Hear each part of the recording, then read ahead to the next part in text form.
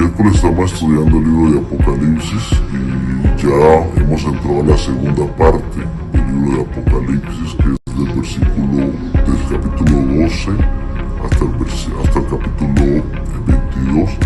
Así que le damos gracias por estar con nosotros. Si no ha visto las otras predicaciones, pues se puede meter a nuestras páginas, a nuestras redes sociales, y va a encontrar cada una de las predicaciones. Así que yo lo animo para que se quede con nosotros.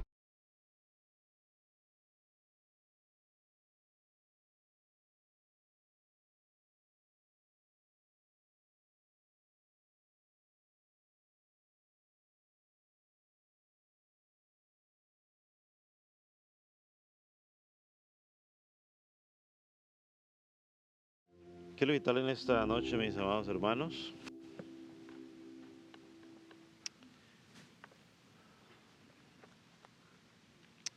que veamos Apocalipsis.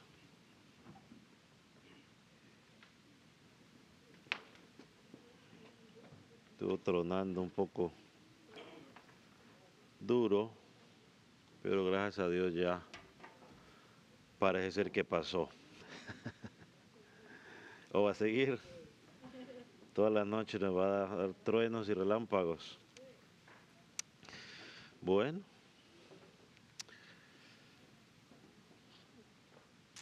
tocará dar gracias, como dice la palabra, dar gracias a Dios en todo. Vamos a leer en Apocalipsis capítulo 12, a partir del versículo 7. Y vamos hasta leer hasta el versículo 12. ¿Lo tiene? Dice la palabra del Señor de la siguiente manera. Después hubo una gran batalla en el cielo. Miguel y sus ángeles lucharon contra el dragón y luchaba el dragón y sus ángeles. Pero no prevalecieron ni se halló lugar para ellos en el cielo. Y fue lanzado fuera el dragón, el gran dragón, la serpiente antigua, que se llama Diablo y Satanás, el cual engaña al mundo entero. Fue arrojado a la tierra y sus ángeles fueron arrojados con él. Entonces oí una gran voz en el cielo que decía: ahora ha venido la salvación, el poder y el reino de nuestro Dios y la autoridad de su Cristo, porque ha sido lanzado fuera el acusador de nuestros hermanos, el que los acusaba delante de nuestro Dios día y noche. Y ellos le han vencido por medio de la sangre del Cordero y la palabra del testimonio de ellos, y menospreciaron sus vidas hasta la muerte. Por lo cual, alegraos, cielos, y los que moráis en ellos, ay de los moradores de la tierra y del mar, porque el diablo ha descendido a vosotros con gran ira, sabiendo que tiene poco tiempo. Padre, encomendamos nuestras vidas a ti en esta noche, para que tú puedas hablar a nuestras vidas de manera especial. Que tu Espíritu Santo nos permita entender este pasaje, que al mismo tiempo, como siempre oramos, nos dé la capacidad de poder discernir si lo que estamos escuchando proviene directamente de ti. Señor, y permite, lo más importante, que podamos tomar tu palabra y hacerla nuestra, aplicarla a nuestras vidas. Que hoy tu palabra pueda traer consuelo, pueda traer fortaleza a aquel que está en Cristo, aquel que está pasando por dificultad, por aflicción, por causa tuya, pero también que sea tu palabra trayendo convencimiento de pecado a aquel que no te conoce, y que hoy, oh Dios, pueda encontrar salvación y pueda empezar a disfrutar de esa vida eterna que solo se tiene en Cristo Jesús. Señor, en tus manos quedamos, en el nombre de Jesús. Amén. Puede tomar asiento. Cuando empezamos la introducción a este capítulo, el capítulo 12, dijimos que este capítulo era importante teológicamente, para entender todo el libro de Apocalipsis, aparte de que el capítulo 12 pues marcaba el comienzo del la segunda mitad de este libro. Así que en estos versículos que vamos a estudiar el día de hoy, del 7 al 12, que vamos a tratar de estudiar el día de hoy, en gran medida son importantes para la interpretación del mensaje de Apocalipsis, porque nos muestra lo que ha ocurrido, lo que está ocurriendo y lo que ocurrirá antes del glorioso regreso de nuestro Señor Jesucristo. Así que es importante. Entonces, por eso este capítulo era importante para los hermanos de Asia Menor, las primeras 7 iglesias que recibieron esta carta o este libro profético, y que también es para nosotros, sigue siendo crucial. Fue crucial para ellos, sigue siendo crucial para nosotros. Y si Jesucristo no viene, no sé, en 100 años, y usted y yo ya no estamos aquí, va a seguir siendo crucial para los hermanos que estén en ese momento estudiando. Así que, porque siempre la palabra de Dios, pues, a lo largo de la historia ha sido importante y relevante para su pueblo. Así que los creyentes a los que se dirige este mensaje por primera vez, como ya hemos dicho, estaban atravesando pruebas difíciles. Ellos estaban bajo persecución y el apóstol quería motivarlos a que siguieran perseverando en la fe. Y para que ellos pudieran seguir perseverando en la fe era vital que entendieran el origen de la oposición que ellos estaban enfrentando como iglesia. Es decir, que las aflicciones, las injusticias, todo lo que estaban sufriendo por causa de seguir a Jesucristo no eran coincidencia, sino que detrás de todas esas cosas había una causa espiritual. Y eso es lo que Apocalipsis capítulo 12 y en particular los versículos que vamos a mirar desde el versículo 7 hasta el versículo 12, estos 5, nos quieren presentar el día de hoy. Tenemos un enemigo personal y un enemigo que está activo. No es simplemente una figura imaginaria o simbólica, como podríamos llamar, sino que Satanás es un ser real, es un ser que es cruel y sobre todo es un ser que es destructor, o sea, él quiere destruir.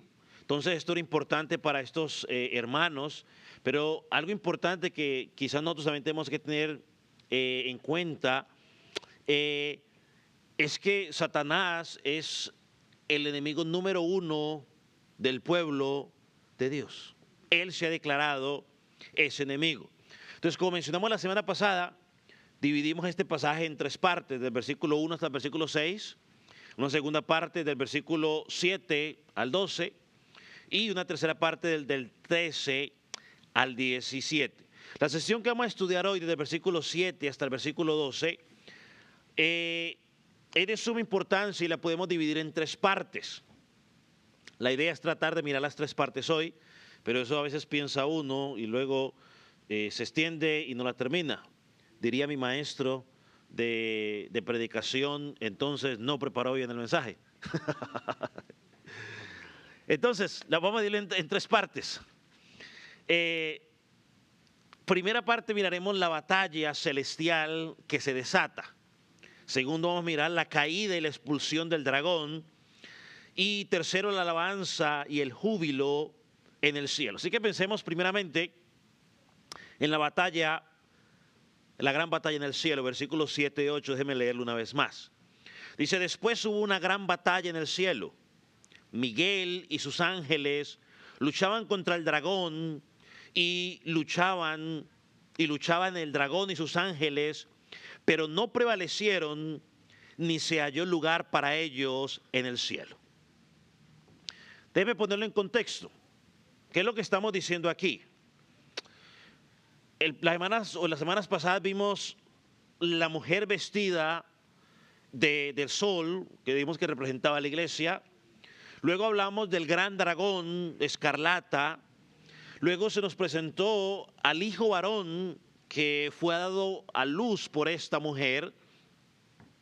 Ahora, después de esto, por eso dice el autor comienza y ¿después de qué? Bueno, después de que Jesucristo fue llevado a la presencia de Dios, dice, hubo una batalla enorme en el cielo. Y así comienza el versículo 13, versículo 7, perdón. Dice después. O sea, lo que indica es que esta escena que él va a describir en el versículo 7 es consecuencia directa a lo que él vio en los versículos 1 al 6. ¿Qué fue lo que ocurrió en los versículos? Bueno, que hubo una lucha por el nacimiento del hijo varón, que hubo una persecución antes y después del nacimiento de ese hijo varón, y que después ese hijo varón, dice el versículo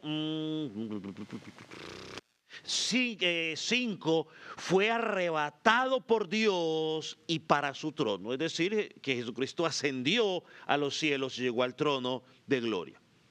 Quiero que nos ubiquemos allí. El Hijo nació, llevó a cabo la obra de la redención que le fue encomendada y luego regresó al Padre. Ese triunfo del Hijo fue lo que impulsa lo que miramos en los versículos 7 al 12. Dice que vio el apóstol una batalla entre Miguel y sus ángeles y el dragón y sus ángeles, pero nos dice que la victoria es de Cristo.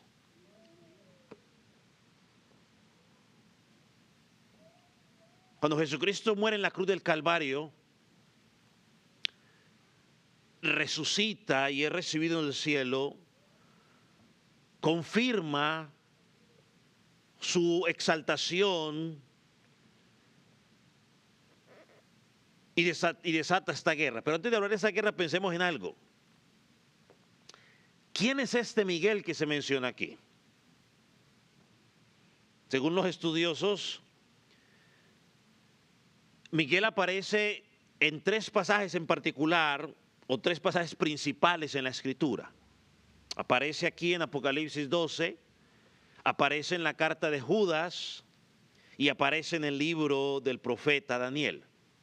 En Judas se nos es presentado como un arcángel que tuvo un enfrentamiento con el diablo por el cuerpo de Moisés. Nos lo presenta en Judas. En el libro de Daniel aparecen 2 capítulos. Aparece en el capítulo 10, donde a Miguel se le presenta como el príncipe principal, quien ayudó a otros ángeles en esa lucha que tuvieron con el príncipe de Persia en las regiones celestiales. Y aparece también el capítulo 12, donde se vuelve a mencionar allí a Miguel, y ahí se lo menciona como el gran príncipe que protege a los hijos de Israel. Ahora lo encontramos aquí en el capítulo 12, donde creemos que es ese mismo ángel, Miguel, acompañado de ángeles que quizás están bajo su liderazgo, enfrentando al gran dragón y a los ángeles caídos que estaban bajo su dominio. Ahora, ¿qué fue lo que ocurrió en esa batalla?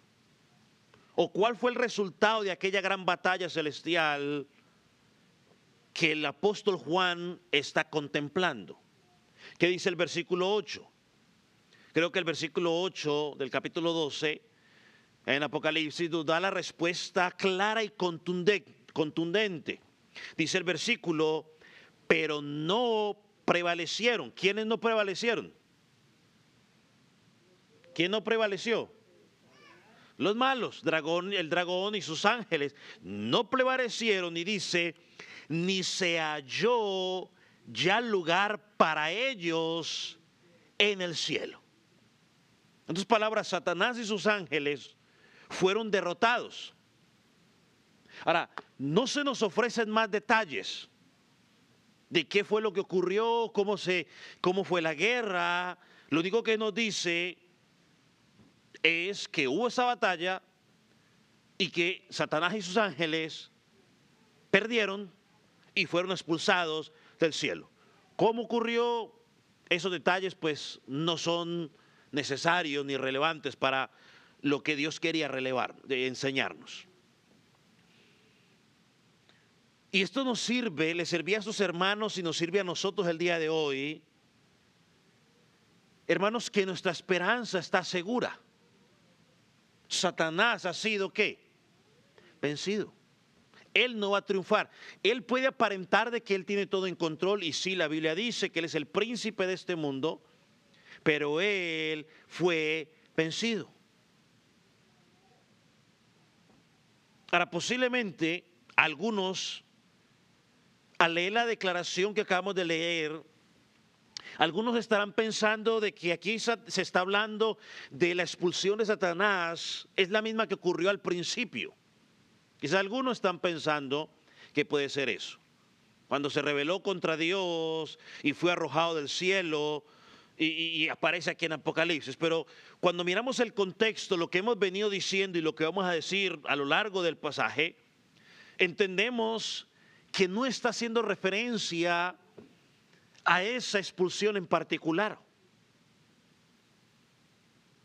Esa expulsión que se describe aquí en el versículo 7 al versículo 9 no es la del principio. Esta expulsión que estamos hablando aquí ocurre, por lo que lo que hemos dicho y por lo que vamos a decir, ocurre después de la vida, muerte, resurrección y ascensión del Señor Jesucristo.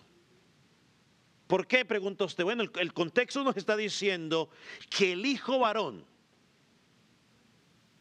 que es Cristo, había sido arrebatado para Dios y su trono. Versículo 5, ya lo estudiamos las últimas 2 semanas.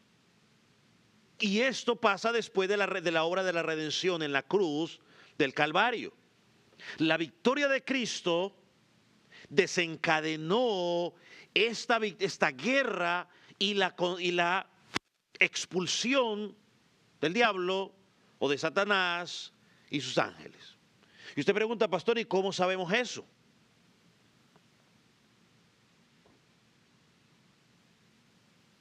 Se estará preguntando, bueno, pero entonces Satanás tenía un lugar en los cielos hasta ese momento. ¿Tenía acceso hasta ese momento? Bueno, la respuesta es sí. Antes de la encarnación de Cristo, ya se lo voy a explicar, Satanás tenía acceso al tribunal de Dios, por supuesto, con el permiso y las limitaciones que Dios le daba. Y su función, al tener acceso, no era otra sino acusar a los escogidos de Dios. O sea, él tenía acceso para estar constantemente acusando, y usted va a ver en el contexto, porque el pasaje ya lo leímos, ahí dice lo que él hacía. Él tenía acceso. Ahora déjeme darle algunos ejemplos. Hay uno que es muy conocido y está en Job, capítulo 1, 6 y 11, y luego vamos a mirar uno que no es muy tan conocido. Pero usted va a Job, capítulo 1, 6 y 11, vemos que Satanás se presenta ante Dios. ¿Para qué? ¿Cuál fue el propósito de Satanás? Vamos a mirarlo. Job, capítulo 1, versículo 6. ¿Lo tiene? Dice, un día vinieron a presentarse delante de Jehová los hijos de Dios, entre los cuales vino también Satanás. Versículo 7. Y dijo Satanás, y dijo Jehová a Satanás, perdón, ¿de dónde vienes? Respondió Satanás a Jehová diciendo, de rodear la tierra y de andar por ella. Y Jehová dijo a Satanás, ¿no has considerado a mi siervo Job? No hay otro como él en la tierra, varón perfecto, recto, temeroso de Dios, apartado del mal. Respondió Jehová de Satanás a Jehová y dijo, ¿acaso teme Job a Dios de balde? ¿No le has cercado alrededor de él y a su casa a todo lo que tiene? Al trabajo de sus manos has dado bendición. Por tanto, sus bienes han aumentado sobre la tierra. Pero extiende ahora tu mano y toca todo lo que tienes y verás si no blasfema contra ti en tu misma presencia. Ese es el rol que Satanás ha desempeñado. Él es acusador. Y al rato lo voy a definir un poco más la palabra acusador. Él es el fiscal que intenta desacreditar la fidelidad del pueblo de Dios hacia Dios. Esa era su labor. Ahora mire otro ejemplo menos conocido. En Zacarías, capítulo 3, Zacarías entre los profetas menores, ya casi cerca al Nuevo Testamento, a Mateo, por esos lados. Usted lo va a encontrar por allí. Zacarías,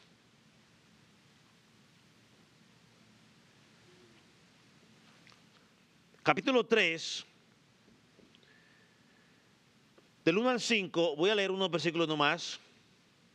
Ahí encontramos otra escena en el tribunal divino. El profeta ve al sumo sacerdote Josué delante del ángel de Dios y a Satanás que está a su derecha para acusarlo.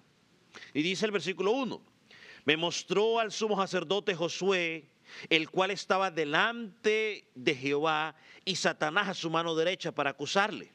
O sea, la escena continúa y miren lo que dice el versículo 2. Y dijo Jehová a Satanás, Jehová te reprenda, oh Satanás. Jehová ha escogido a Jerusalén, Jehová que ha escogido a Jerusalén te reprenda. ¿No es este un tizón arrebatado del incendio? Aquí vemos el acto, luego si usted continúa leyendo, vemos el acto de gracia de Dios, donde manda a quitar las vestiduras viles a Josué y lo cambia con ropa limpia. Es una imagen gloriosa de lo que es la justificación de Dios. Él quita el pecado del siervo y es aceptado por parte de Dios. Ahora volvamos a Apocalipsis capítulo 10, o capítulo 12, perdón. Y quiero que leamos el versículo 10, adelantándonos un poco. Ahorita regresamos a lo que sigue diciendo. Pero quiero que es un buen momento para volver allí. Mira lo que dice, versículo 10, ¿lo tiene? Entonces oí una gran voz en el cielo que decía, ahora ha venido la salvación, el poder, el reino de nuestro Dios y la autoridad de su Cristo. ¿Por qué? Porque ha sido lanzado fuera, ¿quién? El acusador, usted lo puede subrayar. ¿El acusador de quién? De nuestros hermanos. El que los acusaba delante de nuestro Dios, ¿cada cuánto? Día y noche.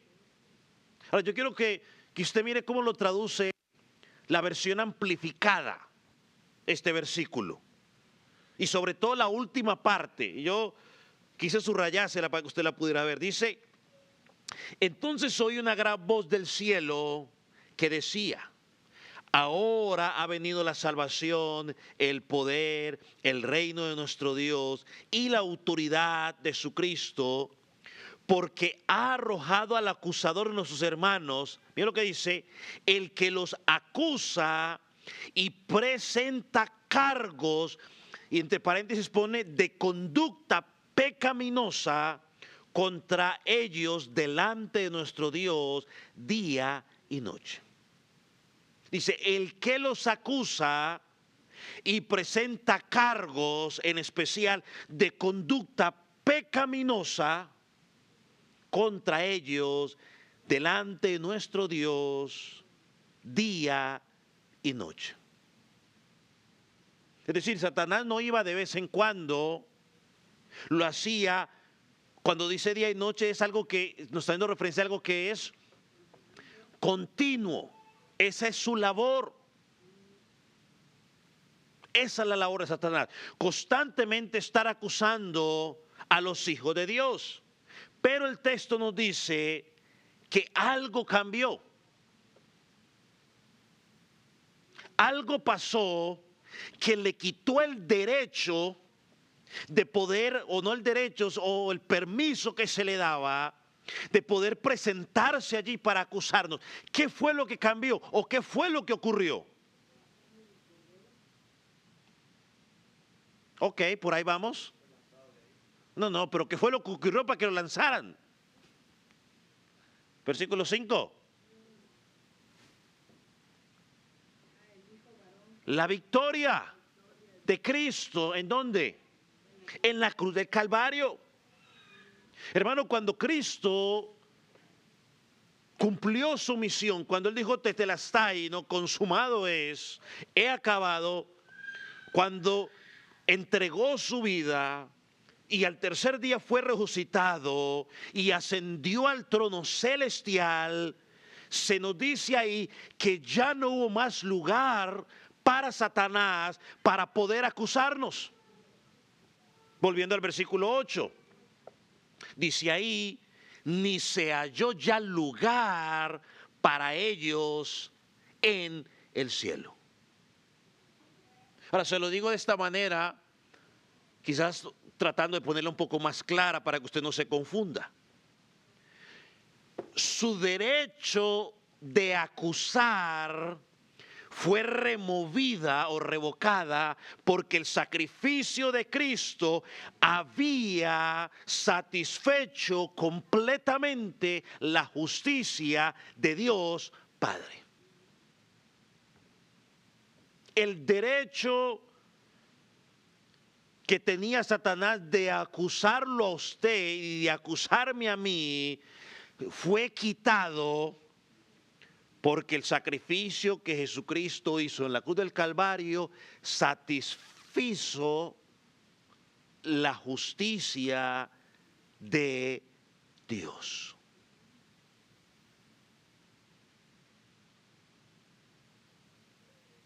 Y eso tiene algunas implicaciones, ya se las voy a mencionar. El cordero fue inmolado, el perdón era definitivo, porque el perdón no es temporal, el perdón es definitivo. El acusador, por lo tanto, como Jesucristo fue aceptado su sacrificio, como acusador ya no tiene argumento contra usted. Ahora, la palabra acusador que aparece en el versículo 10, el acusador, dice que el verbo griego para esa palabra significa presentar cargos legales contra ellos. Eso es lo que significa, es presentar cargos legales contra ellos. Aquí es donde toma relevancia Colosenses capítulo 1, versículo 14, que de hecho hay un cántico que entonamos en esta canción. En el momento quise decirle mejor que cantaran ese cántico el día de hoy, pero no le dije. Pero toma relevancia cuando Colosenses capítulo 1, versículo 14 nos dice que el acta de los decretos que era contra nosotros, contra Dixon, contra Jeremías, contra María, contra Simón, ese acta, dice la palabra de Dios, fue anulada. Y no solo fue anulada, fue clavada en la cruz del Calvario. Y esto debe llenarle a usted de gozo, de alegría, de seguridad. Hermano, Satanás fue echado fuera del tribunal donde ya no van a aceptar más acusaciones de él contra usted. Porque usted, Dios, lo ve como perfecto, aunque no es perfecto, porque lo está viendo en la perfección de Cristo. Lo ve perfecto, no porque usted no cometa pecado, porque sí comete pecado, yo cometo pecado, sino porque Cristo llevó ese pecado en la cruz del Calvario. Todos sus pecados, desde que usted nació hasta que usted muera, todos sus pecados en Cristo, si usted está en Cristo, ya han sido perdonados y todas estas acusaciones ya no tienen validez. Por eso fue echado fuera. Entonces, cuando Satanás intenta recordarle su pecado, tus fracasos, tus caídas, cuando Satanás intente susurrarle a usted o a mí al oído que no eres digno, tenemos que responder con esta verdad gloriosa en este capítulo. Ya no hay lugar para las acusaciones. ¿Por qué? Porque Cristo me ha declarado justo o me ha declarado inocente. Él es mi justicia. Hermano, recuerde que es que usted y yo no tenemos vida eterna, ni somos aceptados por nuestra perfección o por lo que tú y yo hagamos o dejemos de hacer, sino que somos aceptados por la perfección ¿de quién? De Cristo. Hermano, amigo, si fuera por la perfección suya y mía, nos quedaríamos cortos. Usted y yo nos conocemos perfectamente. No necesitamos que nadie nos diga. Nos conocemos perfectamente y usted y yo sabemos, cada uno sabe en el personal, que constantemente pecamos. Consciente o inconscientemente, pero pecamos. Hermano, hay una victoria. Aquí nos está presentando, hay una victoria. El acusador ha sido vencido. Y Cristo reina. Ya no hay lugar. Satanás ya no puede entrar al cielo a decir, mira lo que hizo Dixon. Porque el Padre va a decir, es que no me lo acepta. Ya Cristo lo pagó. Por eso dice, ha sido lanzado. Miremos ahora la expulsión en segundo lugar, la expulsión del dragón. Versículos 9 y 10. Y fue lanzado fuera el dragón, el gran dragón, la serpiente antigua, que se llama Diablo y Satanás. Interesante, ¿no? Le dice 4 nombres allí. El cual engaña al mundo entero, fue arrojado a la tierra y a sus ángeles fueron arrojados con él. Entonces oí una gran voz en el cielo que decía, ahora ha venido la salvación, el poder, el reino de nuestro Dios y la autoridad de su Cristo, porque ha sido lanzado fuera el acusador de nuestros hermanos, el que los acusaba delante de nuestro Dios día y noche. Volviendo al contexto, con la exaltación de Cristo en el versículo 5, que dice que fue arrebatado para Dios y para su trono, es decir, la victoria de Cristo en la cruz, su resurrección, su ascensión, ocurre este evento glorioso. Fue lanzado fuera el gran dragón. Y preste atención, porque se repite 3 veces en este versículo la misma idea. Dice, fue lanzado fuera el gran dragón, fue arrojado a la tierra y sus ángeles fueron arrojados con él. 3 veces en un solo versículo nos repite la misma idea.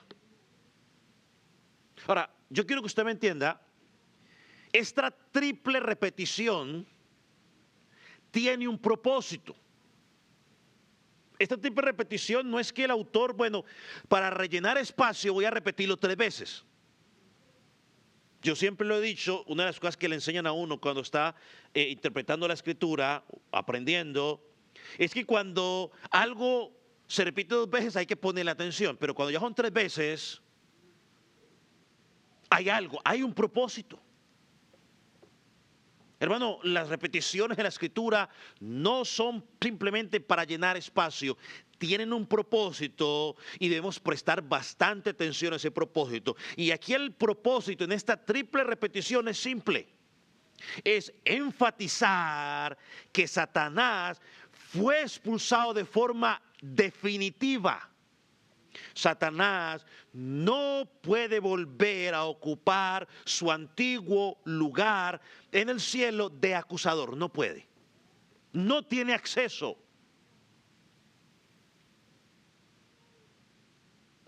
Él no tiene acceso. Él podrá usar a su vecino por ahí para acusarnos. Pero en la presencia de Dios no tiene acceso, porque ya fue pagado. Y creo que una nota importante aquí, la expulsión no fue idea de Satanás, que dijo, bueno, pues, como dijo el chavo, ¿a poco yo ni quería? Me voy. No. Tampoco fue obra de los ángeles. Fue Dios mismo quien tomó la decisión y la ejecutó a través de Miguel y sus ángeles. Porque el que reina es Dios. Y porque Dios no va a aceptar acusación de algo que Dios ya decidió perdonar. La Biblia dice que cuando tú vienes a Cristo, Jesucristo o Dios decide olvidar mis pecados. Y cuando dice olvidar mis pecados, no es que está diciendo de que a Dios le da amnesia o que ya no se va a acordar, sino que Él dijo, ya esos pecados no los voy a usar para acusarte. Porque alguien ya fue acusado por ese pecado y alguien ya fue condenado por ese pecado. ¿Quién fue ese alguien? Cristo. Según de Corintios 5:21, creo que es. El que... ¿Cómo es que dice? El que no se halló pecado, ¿cierto es que dice?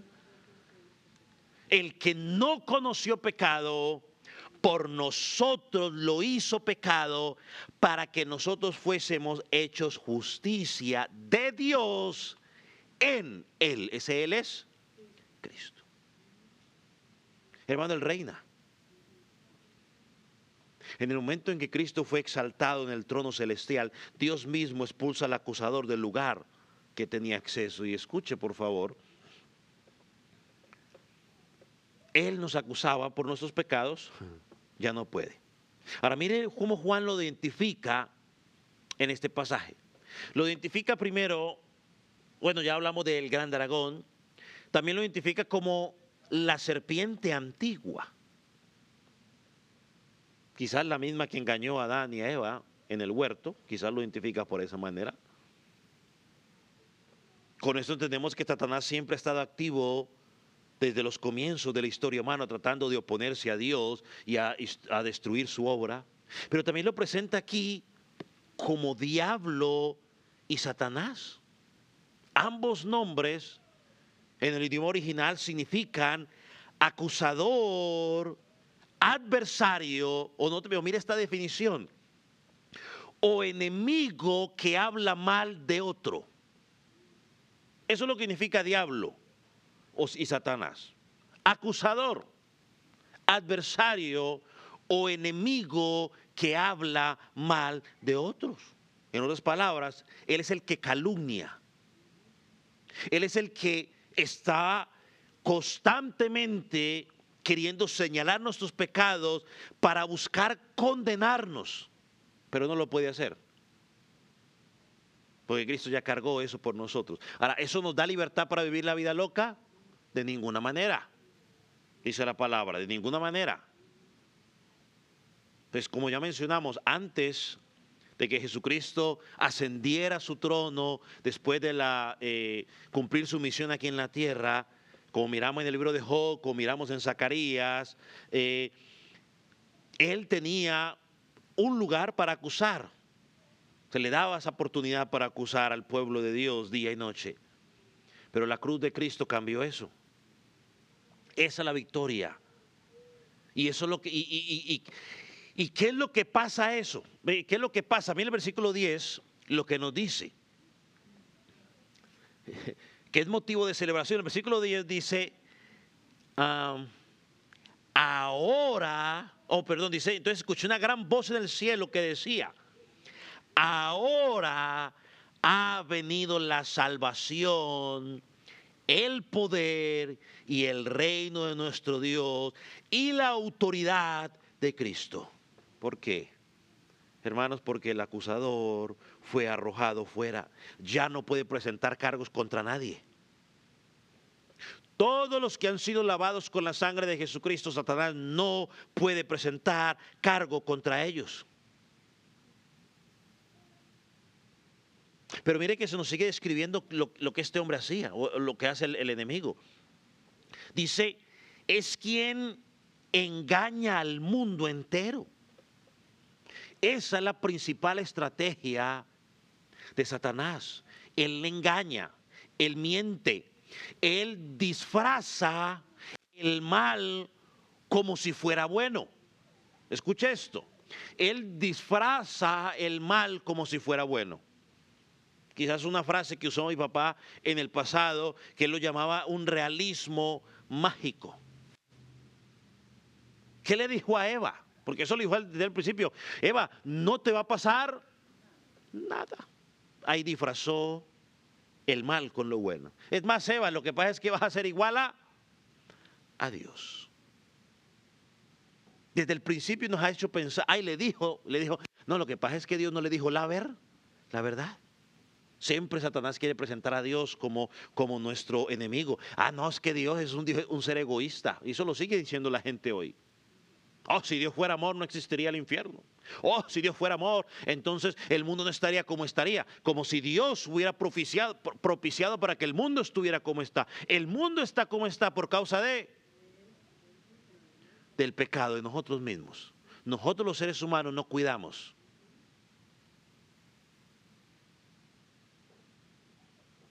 El apóstol Pablo dice que Satanás se disfraza como ángel de luz, 2 Corintios 11:14. Y dice que aún sus falsos profetas tratan de engañar, y dice el Señor Jesucristo que si fuera posible hasta los escogidos. O sea, mire cómo es la función. Satanás hoy ha tomado la idea de empezar a engañar ya desde los púlpitos. Desde las cosas que hacemos como iglesia, muchas de las cosas que hacemos como iglesia uno dice, pero bueno, ¿qué tiene que ver eso con la palabra? Y no podemos decir nada porque si se dice algo, no, lo que pasa es que le falta amor, no se puede juzgar, lo que pasa es que a usted les falta visión, no tiene el Espíritu Santo y para acá y para allá un montón de cosas para tratar de disfrazar iglesias que no son la iglesia de Jesucristo. Irán iglesias, voy a usar la terminología que usó el apóstol Juan en las primeras iglesias aquí de Apocalipsis. Son sinagoga de Satanás, pero no son la iglesia de Cristo. Y Satanás se disfraza. Entonces, hermanos, ¿qué debemos hacer con esta verdad? Bueno, primero debemos llenarnos de gozo y de seguridad. Porque Satanás ya no puede acusar a los suyos, a los de Cristo. No puede oponerse a nuestra salvación. La justicia de Cristo nos cubre. Su sangre nos defiende. Y si alguna vez Satanás quiere tratar de venir a su mente y a recordarles sus pasados y sobre todo sus pecados, sobre todo los del pasado, y quiere hacerte dudar de tu salvación, verdaderamente eres salvo, ¿seré salvo o no seré salvo? Recuerda esas tres verdades. No hay lugar para el acusador en el cielo. Cristo reina y nosotros le pertenecemos a Cristo. Si tú realmente estás en Cristo, nadie te puede acusar. Ahora mire, escuche lo que oyó Juan en el capítulo 10. Oí entonces ahora una gran voz en el cielo que decía, ahora, es decir, por nuestro contexto, ahora que Cristo ha sido exaltado y está sentado a la diestra de Dios Padre, ha venido la salvación, el poder, el reino de nuestro Dios y la autoridad de su Cristo. Y dice, porque ha sido lanzado fuera el acusador de nuestros hermanos. Hermano, este cántico en el cielo celebra algo glorioso. Con la exaltación de Cristo, Satanás, que por los siglos había estado acusando a los hijos de Dios o al pueblo de Dios, ahora se le acabó su momento de acusación. Dios había prometido un Salvador desde Génesis 3:15, eso lo tenemos claro todos los que estamos en Cristo. Desde Génesis 3:15 tenemos la promesa. Ese es el anuncio de ese plan de redención. Pero Dios a lo largo de la historia nos iba dando un anticipo de lo que iba a hacer. Con Noé proveyó salvación por medio del arca. Con Abraham prometió bendecir a todas las naciones por medio de su descendencia por la fe. Con Moisés anunció un profeta que guiaría a su pueblo hasta la tierra prometida. Con David anunció un rey eterno. Con Isaías nos habló de un siervo sufriente que cargaría los pecados de su pueblo. Isaías 61, versículo 1, prometió enviar a ese siervo que daría libertad a los cautivos. Y con otros profetas como Daniel, como Oseas, como Miqueas, hablando del Mesías que traería justificación, traería sanidad y reuniría a su pueblo. Ese Salvador prometido, ¿quién es? Jesucristo. Por eso dice el versículo 10, ha llegado o ha venido la salvación. El mismo Señor Jesucristo dijo, el reino de Dios se ha acercado, arrepentíos y creen en el Señor Jesucristo.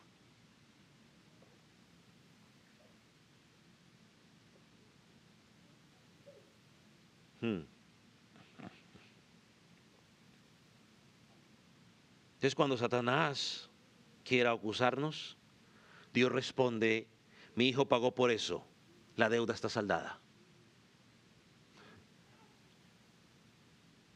Escuche con atención, mi amado hermano. Cada acusación de Satanás es respondida con la sangre de Cristo. Hebreos capítulo 10, que ya estudiamos, nos dice claramente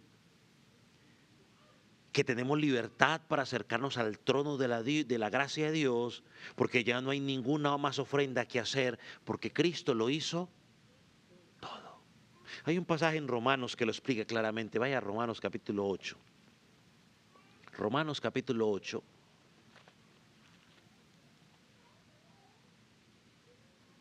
Versículo 1.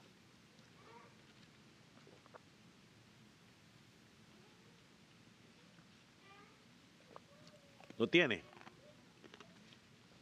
Miren lo que dice. Ahora pues, ¿ninguna qué? Ninguna condenación hay para los que están en Cristo Jesús. Los que no andan conforme a la carne, sino conforme al Espíritu. No hay ninguna condenación. No se deje engañar con esos cuentos raros que a veces nos quiere meter. No hay ninguna condenación. Ahora vaya al final del capítulo de Romanos capítulo 8. Versículo 33. El apóstol hace una pregunta allí. ¿Quién acusará a los escogidos de Dios? ¿Quién? Dios es el que justifica. ¿Quién es el que condenará? Cristo es el que murió, mas aún el que también resucitó, el que además está a la diestra de Dios, el que intercede por nosotros. Si estamos en Cristo, Cristo no está sentado haciendo nada. Dice que está intercediendo por nosotros. Es decir, cuando alguna cosa sí, pero yo pagué por su pecado. Mira mis manos, mira mi costado. Yo pagué por el pecado de él o de ella. Hermanos, esto es de tremendo consuelo. Y esto no es un consuelo para ahora vivir la vida loca. Porque cualquiera que me diga, bueno, como no hay condenación, entonces puedo vivir como yo quiero, me está diciendo, yo no he entendido el Evangelio. Porque esto es de consuelo para decir, Señor, gracias. Esto es una motivación para cada día decir, Señor Cristo, yo quiero vivir cada día más y más para tu gloria. Es una motivación para que cuando hemos pecado, llegar rendidos a Dios y decirle, Señor, perdóname que he pecado contra ti, Señor. Me levanto y no quiero hacerlo más. Cristo está en los cielos como nuestra garantía. no hay juicio pendiente para el creyente. El juicio del creyente ya pasó en la cruz del Calvario. Él ya lo pagó. Cristo lo ha pagado. Y la gran voz en el cielo dice, ¿por qué ha sido lanzado el acusador? Alabado sea el Señor. Vamos al último punto. La celebración en el cielo. Versículos 11 y 12.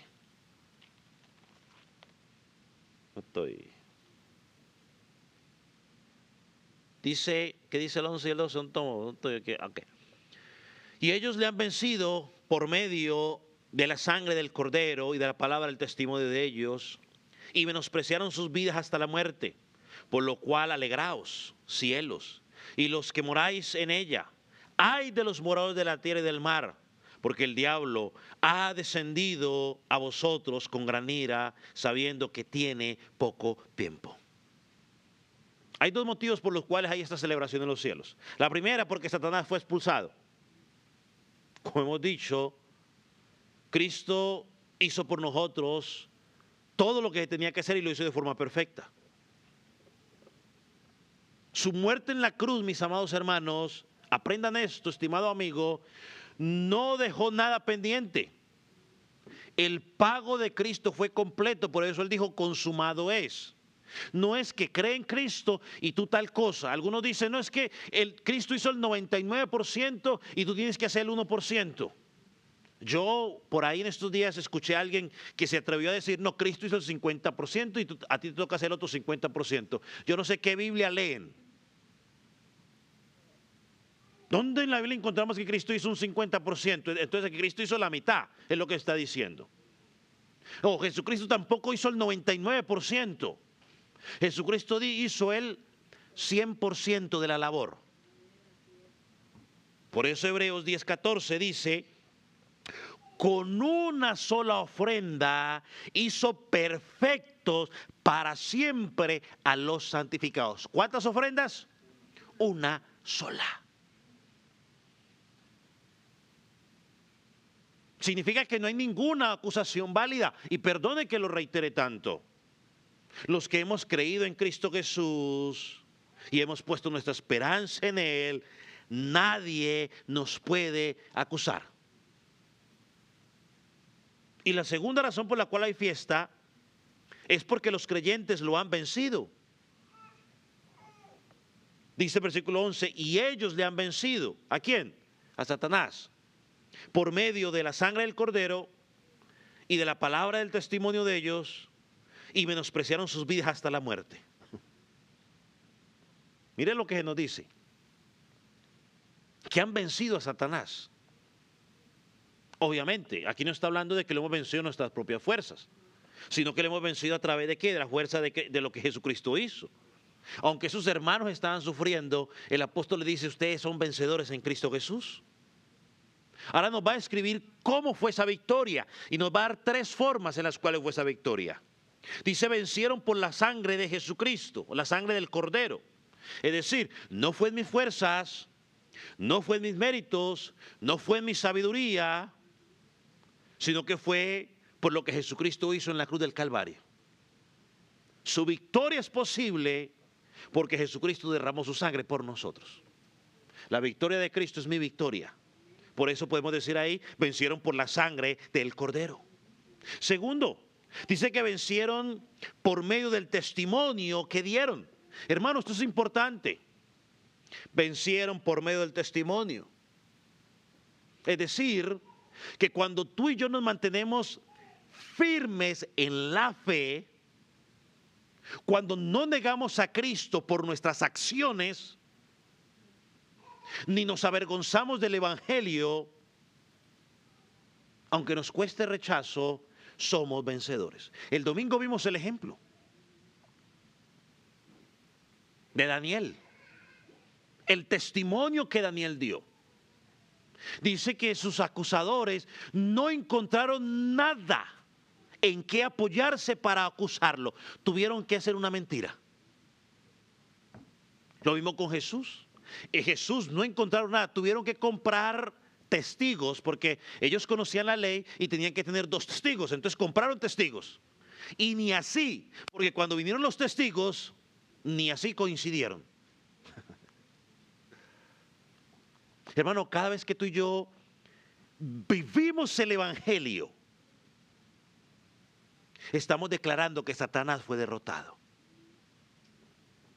Lo digo una vez más. Cada vez que tú y yo vivimos el Evangelio, y aclaro, no necesariamente aquí, porque aquí es fácil vivir el Evangelio, aunque a veces nos cuesta también. Pero cuando vivimos el Evangelio afuera, estamos en el mundo, o sea, estamos en esta tierra, sí, pero no pertenecemos a esta tierra. Estamos en el trabajo trabajando con gente que no es cristiana, sí, pero allí demostramos por nuestro estilo de vida, por nuestra forma de hablar, que no somos del mundo. Y cuando hacemos eso le estamos diciendo al enemigo: Satanás, tú has sido vencido. Es un arma de evangelismo. Y cada vez que estamos anunciando el Evangelio, también le estamos diciendo: solamente alguien puede liberar de los pecados, y ese alguien es Jesucristo. Y lo tercero que nos dice es que vencieron, miren lo que está diciendo, porque no amaron sus vidas más que a Cristo. ¿Sí entendemos eso, cierto?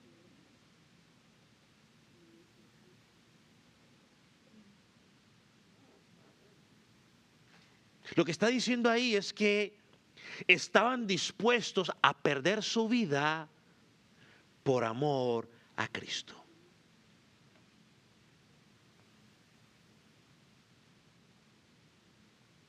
Me acordé de algo que vi hoy.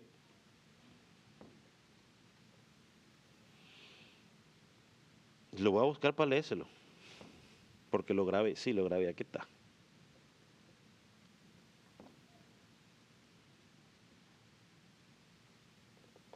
Estaban dispuestos a perder su vida por amor a Cristo. Dijo este predicador: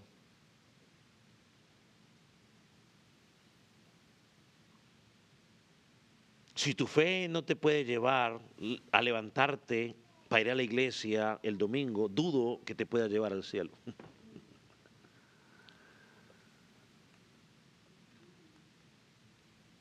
Estaban dispuestos a perder su vida. Uno podría hacer la aplicación: ¿qué tan dispuestos estamos nosotros a dejar algunas cosas que nos agradan por causa de Cristo? Lo vencieron. Satanás no tiene acusación. Una, porque Jesucristo recoge esa acusación sobre él, y segundo, porque esos hermanos pues no le estaban dando razón para ser acusados. Esa es la victoria del pueblo de Dios.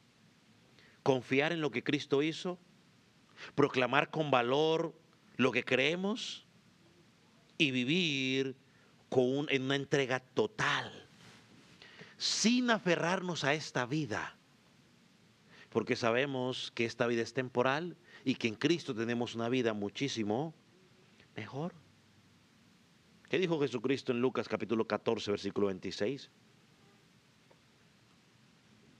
Si alguno viene a mí y no aborrece padre, hermanos, hijos, y al final dice, y ama su propia vida, no puede ser mi discípulo.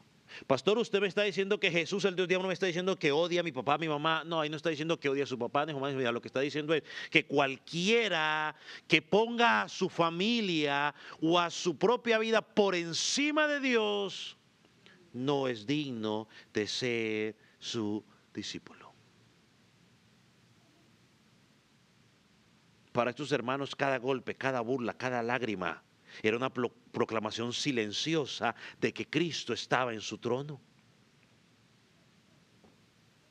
Por eso dice el texto, volviendo a Apocalipsis: alegraos cielos y los que moráis en ellos, alegraos, porque la victoria ha sido asegurada. Pero hay algo más que nos dice el texto al final, que no vamos a pasar hoy por alto. Porque nos habla de que también hay una lamentación en la tierra.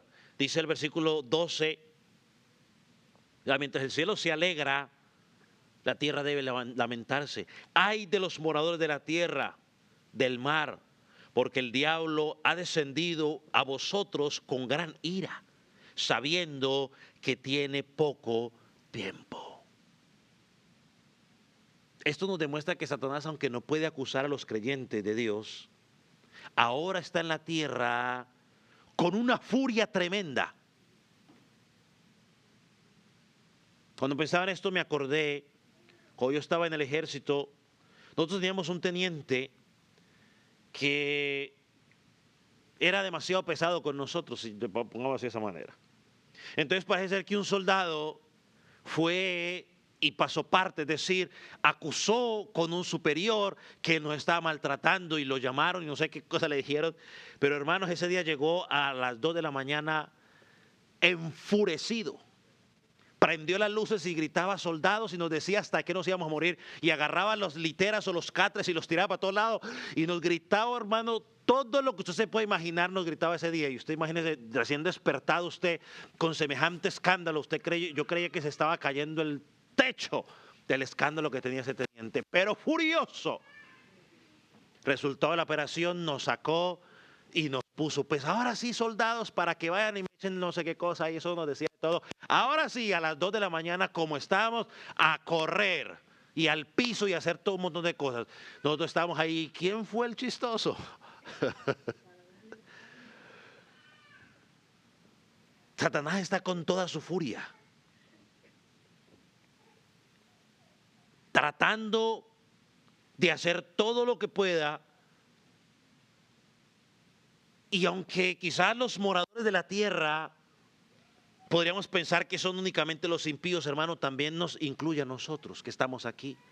Satanás va a desatar su ira contra nosotros. Ahora, ¿tenemos la protección de Dios? Sí, pero Él va a mover cielo y tierra. Ahora, ¿nos pegó ese día el teniente? No, no nos pegó porque no nos podía pegar. Pero lo que sí podía hacer, lo hizo. Nos trasnochó como por varias nochecitas, no la hizo.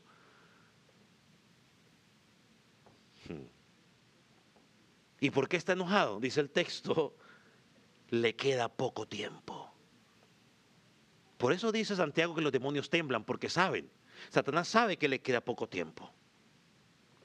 Él sabe que su fin se acerca. Sabe que pronto será juzgado, que será echado al lago de fuego para siempre.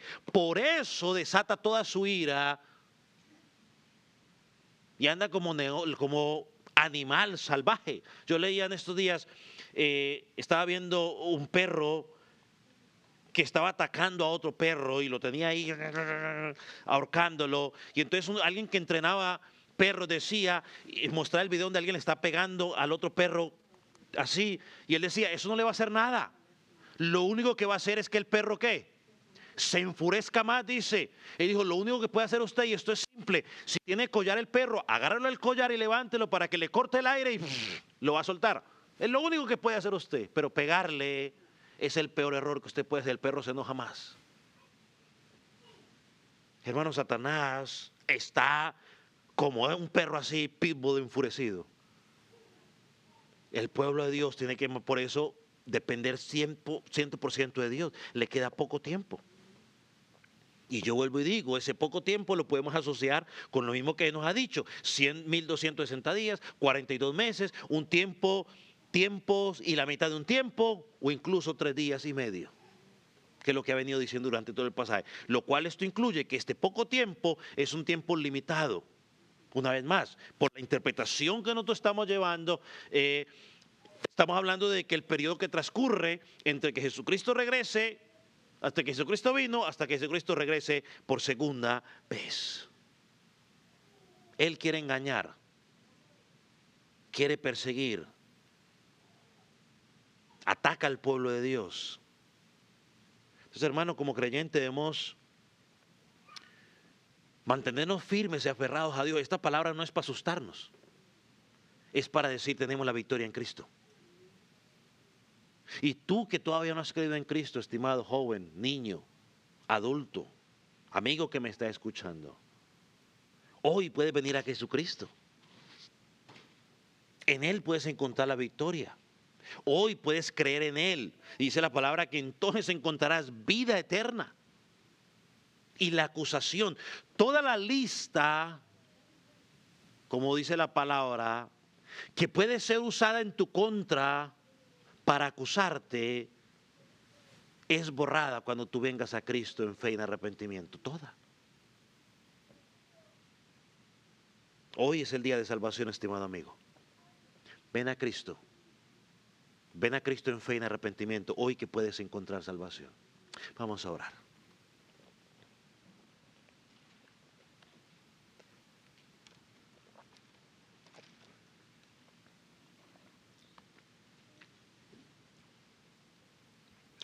Padre, te damos gracias en esta noche por tu palabra. Padre, gracias porque la victoria tuya, Señor, no solo nos asegura salvación, vida eterna, sino que también nos recuerda de que nuestro enemigo ya no nos puede acusar. El acusador, aquel que levanta o que quiere recordar nuestros pecados, ya no lo puede hacer. Porque Cristo es nuestro representante. Y el Padre dice, sí, pero mi Hijo pagó por ese pecado. Gracias, Señor. Padre, pero oro por aquel que no te conoce y está hoy aquí delante de nosotros para que tu Espíritu Santo pueda obrar en sus vidas. Para que tu Espíritu Santo los pueda convencer de pecado, de justicia y hoy puedan creer en ti. Hoy puedan darle la espalda al pecado, hoy puedan darle la espalda a sus propias fuerzas y decir, Cristo, yo quiero vivir únicamente para ti. Padre, a ti sea la gloria. Padre, a ti sea el imperio. Y gracias por este tiempo. En el nombre de Jesús. Amén. Amén. Puede tomar así.